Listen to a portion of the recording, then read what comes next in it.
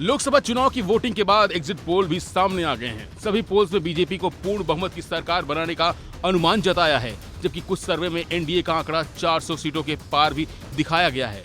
इन exit polls में India गठबंधन को 165 में से 200 सीटें मिलने का अनुमान लगाया गया है। एग्जिट पोल के नतीजों पर बीजेपी नेता खुश हैं।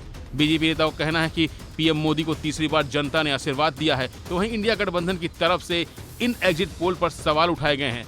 एग्जिट पोल पर सवाल खड़े करते हुए कांग्रेस नेता जयराम रमेश ने कहा कि ये एग्जिट पोल बिल्कुल गलत हैं, ये पूरी तरह से मैनेज किए गए हैं।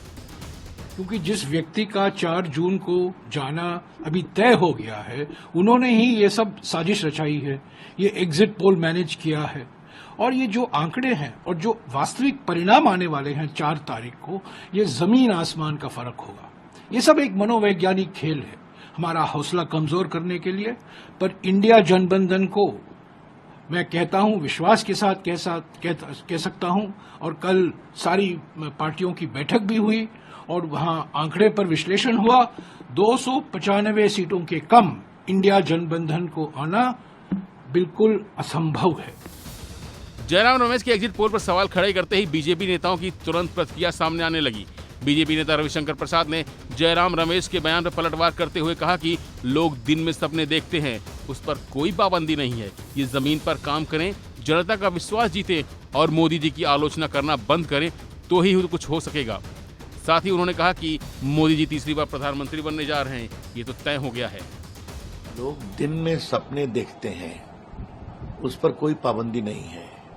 कांग्रेस की हालत इसीलिए हुई है और आगे और होगी क्योंकि दिन में सपना देखना इन्होंने बंद नहीं किया है। जमीन पर काम करें, जनता का विश्वास जीतें, खाली मोदी जी की आलोचना और गाली गलौज बंद करें। कल मीटिंग हुई, मीटिंग के बाद उन्होंने प्रेडिक्ट कर दिया कि 295 सीट।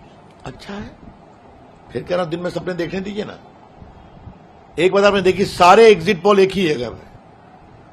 सामान्यतः एग्जिट पोल में डिफरेंसेस होते हैं, ये शायद पहली बार है कि सारे एग्जिट पोल एक ही अंक के आसपास चले आ रहे हैं, जो घुमा के 400 के पार हो रहा है या उसके करीब रह रहा है। तो ये तो संकेत है ना।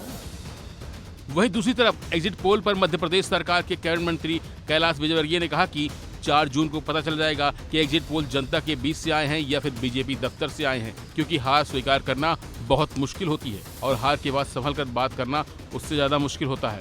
साथ ही विजयवर्गीय ने कहा कि विपक्ष के नेता एग्जिट पोल देखकर बौखला गए हैं।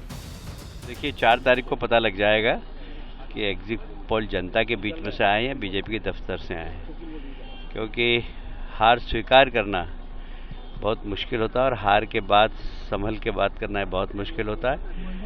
बौखला गए हैं एग्जिट पोल देखकर विपक्ष के नेता। फिलहाल एग्जिट पोल के आंकड़ों को लेकर दोनों ही पार्टियों के बीच वार पलटवार चल रहा है, लेकिन जनता ने किसे चुना इसका फाइनल फैसला तो 4 जून को ही होगा। फिलहाल इस खबर में इतना ही। बाकी अपडेट के लिए बने रहिए वन इंडिया हिंदी के साथ।